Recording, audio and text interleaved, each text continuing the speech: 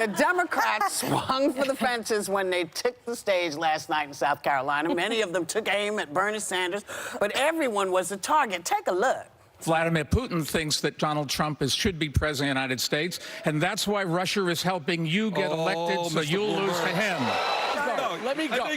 Tom, I think she was talking about my plan, not yours. I think we were talking about math, and it doesn't take 2 hours to do the math. Because let's talk about what it adds up to. Well, we math. Bernie, in fact, hasn't passed much of anything. If we spend the next 4 months tearing our party apart, we're going to watch Donald Trump spend the next 4 years tearing our country apart. Joe has voted for terrible trade agreements. I'm surprised they show up, because I would have thought after I did such a good job in beating them last week that they'd be a little bit afraid to do that. It's funny. So we found a sense of humor. Yeah. So were there big takeaways? What were yours? By the way, we didn't show the clip, but Elizabeth Warren was vicious to Bloomberg.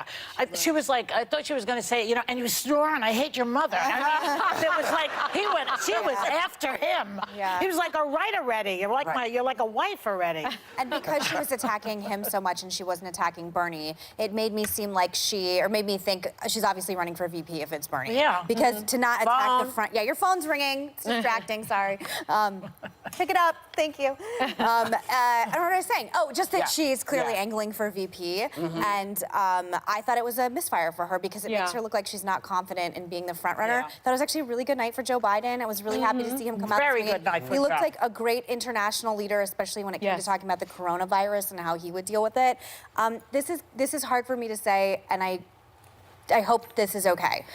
I didn't love the moderators. I thought that Gail and Nora were not the right choices. I didn't think they handled the chaos of these kind of candidates in the right way. They're not, neither of them, I guess Nora is, but they're not these like intense political animals. And CBS has people like John Dickerson in the wings. I don't understand why you don't have people that are just like serious political animals moderating. You really needed a lion tamer there rather than right? Oh my gosh, it was really chaotic. It's like being on The View. I tweeted that last night. I said, but without her bell. Like, you needed her bell to go. It did come across as like a fight club, and it just seemed like very, very chaotic. And I agree with you. I just didn't feel like they were able to control it as well as some of the other moderators. But what I thought was interesting was you saw issues that were important to the African American community front and center, and it's obvious because they were in South Carolina, and the black vote is going to be crucial to every single candidate. And so for the first time, we heard things about in a long time we heard things about maternal mortality, which is an issue very important to the African-American woman. We heard issues about HBCUs. We heard more issues about redlining. And so I thought that, and we heard Joe Biden say that he was going to nominate a black woman for the Supreme Court. And I thought, okay, you got my vote. So I thought that was, Biden said that. Was I thought very interesting. To have somebody like Biden there felt good because he's a gentleman with a sense of humor. He was funny. But he had an international experience. But he had a good night and he had a good morning because he was just endorsed by Congressman Clyburn, who is the godfather of South Carolina politics, the longest serving member in South Carolina.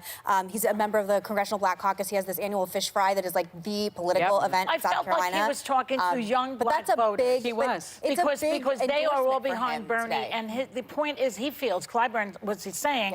You can't get Bernie in there because Bernie will kill the down ballot. And Trump is going to not only win, but probably win in a landslide. That's what he believes. And yet, a lot of these young black guys, and women, I guess, too, are behind Bernie.